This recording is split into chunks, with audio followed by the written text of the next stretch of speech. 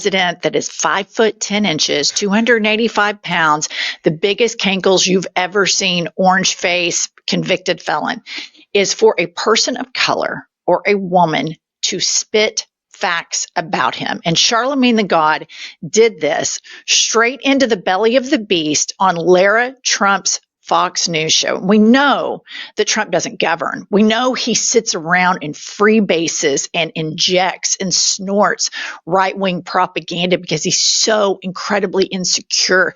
He has to hear superficial praise and propaganda heaped upon him to prevent him from further spiraling into the depths of hell. So Charlemagne goes on Lara's Trump and spits all this. Play the clip. We're 6 months into President Trump's second term in office. Now, I know you've been critical. You've had your bones to pick with President Trump. If you took his name out of it and looked solely at what has happened, the policies and the things that have changed around the world and in our country over the first 6 months, how do you rate his presidency so far? I wouldn't give it a good rating, Why not? Simply because, the least of us are still being impacted the worst. Like when you look at something like, the big, beautiful bill, that's something that, I'm going to benefit from because of the tax bracket that I'm in. But, there's going to be so many people that's hurt by that bill. And, anything that, takes away Medicaid from people and is going to put people in a worse financial situation than, they were previously in, I'm not for. And, he ran on that. Like he ran on, the economy. He ran on saying that, grocery prices were going to be down, and that has happened. No. Inflation is trending down, and by the way, Medicaid. No, I think that traditional conservatives are going to take the Republican Party back. I think there's a political coup going on right now in the Republican Party that people aren't paying attention to. Oh, interesting. Yeah, I think that this Epstein thing is going to be a way for traditional conservatives to take their party back. I really do. I think that they know this is the issue that has gotten the base riled up.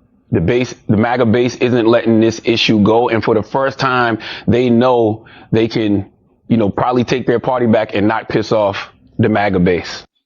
Incredible. He goes into the belly of the beast. He talks about how Trump has delivered on zero of his promises. He called out Lara Trump for lying and saying that prices have come down. She sat there and tried to continue to propagandize. Trump is so triggered by this. Number one, because everything Charlemagne the God said is true and factual. But number two, because he is a black man. And we know historically Trump's decade-long history with racism and racist dog whistles. Look no further than the Obama birth certificate debacle. But at 2 a.m., the sitting president of the United States of America got on his lie social because I want to remind everybody he got kicked off all the other social media platforms. A grown-ass man got banned from all the other social media platforms, so he had to make his own. Now, of course, all the oligarchs have bent the knee to him, and he's back on, unfortunately. All right, let's hear what he says here. The very wonderful and talented Lara Trump, whose show is a big rating success, put racist sleazebag Charlemagne the God. Why is he allowed to use the word God when describing himself? Can anyone imagine the uproar there would be if I used that nickname?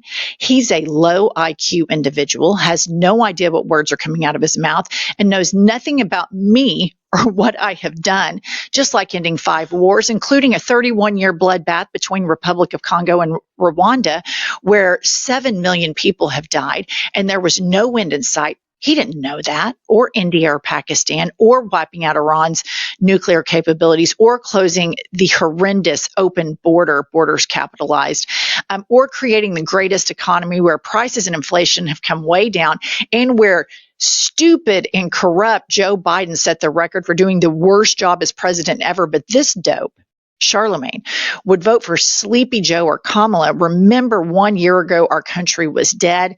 Now it's the hottest country anywhere in the world. Okay, this is so incredibly unhinged, but I am so sick of white MAGA people calling black people racist. Yes, I agree 100%. It's absolutely stunning that the president of the United States would say that. And what I don't understand is these people that are watching Fox News and reading his Truth Social are like, oh yeah, the economy's back, America's back, completely ignoring all of the economic factors, all the numbers. And for Charlemagne the God to go on there is extremely brave. He did a very good job, but every single person watching that has the same proclivity to racism that Donald Trump does. So they're just going to discount, oh, well, he is the best president of all time. Oh, economic numbers are, inflation is trending down. And it's like, you're never going to reach those people. And I hope that he is correct about MAGA. I would love for the normal, crazy, mean, and cruel conservatives to come back in lieu of the MAGA crazy. But the president of the United States, everything he said in his post was a lie, and he capitalized 7 and million, and it's 2:00 in the morning. It's just gross. And I think it's going to be interesting to see. You're starting to see fracturing in the MAGA movement. Joe Rogan has spoken out every bit as much as Charlemagne the God did. He didn't get that type of 2 a.m. unhinged rant. Flagrant podcast, they've spoken out against Trump, white guys. They haven't received this. So are people within the podcasting industry, Joe Rogan, Schultz, I forget the flagrant guy, are they going to defend Charlemagne the God? Are they going to say, stop it, it's a First Amendment issue? Because you're starting to see some fracturing. You're starting to see them have buyer's remorse. And of course, it's nauseating for all of us to watch. But when you're trying to save the country that's on the precipice, probably knee deep into fascism, any voice that you can get that's critical of this lame duck, 5 foot, 10 inch, 285 pounds, swollen McCankle's taco tits, any voice you can get to start more further cannibalizing of the base is so important. And we can't have a purity test for each of them. If people start bashing him in that base, that we've got to just let them do it. Which brings me to, all of these MAGA men want to talk about alpha, beta, and all this shit all the time. And I always see them just whining, complaining, it's grievances, just Trump's the lie social we just read. It's the weakest. Whining. If a woman did a tweet like that, was whining like that, they would lose their minds. But Trump acts like a junior high school girl whose best friend kissed her boyfriend in every post that he has. But this guy, he's a comedian, Bill Burr, and he always spits facts, and he comes out on and on and on again. It calls out racist, calls out capitalism. And I thought this was just such a great clip. Perspectives, there's nothing wrong with being a billionaire, but if somebody is working 40 hours a week, 160 hours a month, and they can't make their rent, you're not paying them enough money. Maybe you should just be worth 900 million. Yeah. Like, how does a CEO take a 8-figure bonus and none of your employees have dental insurance? They can't even go out and get a filling. There's these nerd billionaires out there saying, I want my employees to come to work terrified, go to bed terrified, wake up terrified. You don't think it's that, then they're terrified to go out and spend any money. This sort of plain spoken calling out of how the wealth gap has just exacerbated and spiraled so much, and how simply he said it. People work 40 hours a week, don't have dental insurance, and can't pay their rent. Yet the CEO of In-N-Out Burger, who's worth $8 billion, has the audacity to make a public statement that she doesn't want to live in California anymore because their government is fighting for working class people to be paid a decent wage above the minimum wage. And then all of these sycophants in the MAGA movement and all these Fox News viewers, they go and cheerlead for a greedy, selfish, nerdy billionaire who exploits workers, exploits the consumer. We all have to go up to the registers and tip, and then triple tip and double tip, because people like her whine and complain because it's so difficult to pay people a decent wage. And he simply points out, you're worth $1 billion. Okay, be worth 900 million. Affects your life. Goose egg.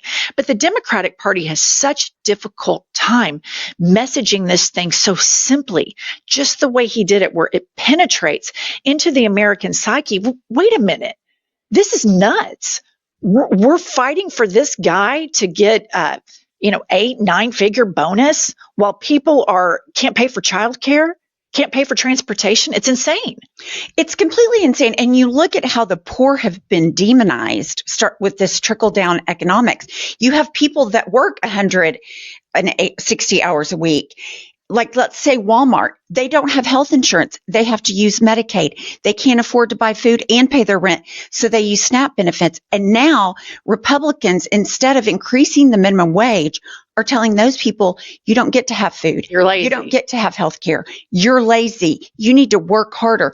While I think the SNAP benefit was less than $3 or $4 a day to buy food. That was what the benefit was. And so these people are absolutely selfish and narcissistic, but it's the voters who are voting for them. I mean, the white rural MAGA voter is not rich. I mean, they are hand to mouth, but they've bought in that poor people are worse than they are. And it's mind blowing. And so if only we had a candidate right now that could go give this message and go further to the left and have a economic populist message that was a winning message that got all sorts of people under one big tent. I wonder if we had a candidate like that, how the Democratic establishment would respond. Play the clip.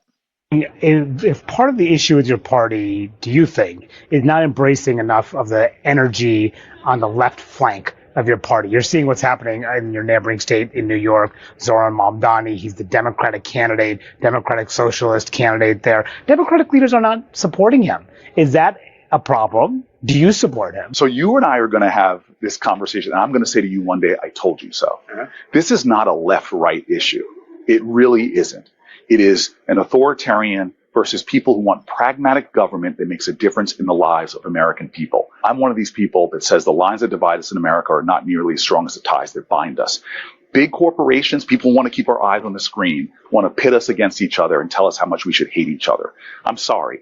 The left-right lens is not the right lens to look at this right now. Right now it is, can we get back to the pragmatic work of governing? About Mamdani, are you going to support him? I have learned a long time ago, let New York politics be New York politics. We got enough challenges in Jersey. I got a governor's race. I'm supporting Mikey Sherrill. I got legislative races. That's where my energy is going to go going into November. New York City, I love you. You're my neighbor. You're about 10 miles from where I live. Okay. He talks about this is an authoritarian versus everybody else, yet he votes to support an authoritarian regime, a fascist regime in Israel. And he thinks we're dumb. And that's the problem with the Democratic Party right now. He is every bit as beholden to special interest as Ted Cruz is. The only thing that has bipartisan support in the United States House and in the United States Senate right now is the support of Israel. And it just amazes me that we have this roadmap of Mamdani right in the heart of what's happening right now in real time with MAGA, the backlash, the blue tsunami. And they say, oh, it's anti-Semitic to support Mamdani. Well, guess what? Jewish New Yorkers voted majority for Mamdani. And it just amazes me that he is so beholden and he thinks his base is so goddamn stupid that we believe that. And I guess that they're all used to the MAGA base just being fed stuff and not critically thinking. But when I see Cory Booker saying stuff like that, I immediately think you're a hypocrite. Like, you care about brown kids in the United States getting deported, but you don't care about brown Palestinian kids getting killed with bullets that you voted to fund, with bombs that you voted to fund. You speak out against fascism, yet you support Benjamin Netanyahu and his fascist right-wing government. And I guess they think we're stupid. And so I think this is a massive problem in the Democratic Party right now, when you are not saying, absolutely, I support the will of the people in New York. It's an economic populist message. It reminds me of Bernie Sanders. And we need to take a big look at probably leaning into that way, because it feels like that is a microcosm of what will probably happen everywhere. And instead, it's just this bullshit spin, pivoting. Well, and it's just a whole lot of mumbo jumbo political talk, when in reality, we need everybody to be coming out for, I'm all for pragmatic government, Cory Booker, but you need to put your money where your mouth is, and you need to start calling out the authoritarians around the world stop funding it, and damn sure start making a case for a populist Democratic message. Because we only have about, 18 months? He can't, because he's a corporate Democrat. That's the point. He is beholden. So he sits and he argues that, special interest and Citizens United was the worst thing ever. Well, yeah, but you've taken $1 million from AIPAC, Corey. And you can't support Mamdani because Mamdani is AIPAC's worst nightmare. But let me just tell you who he ends up.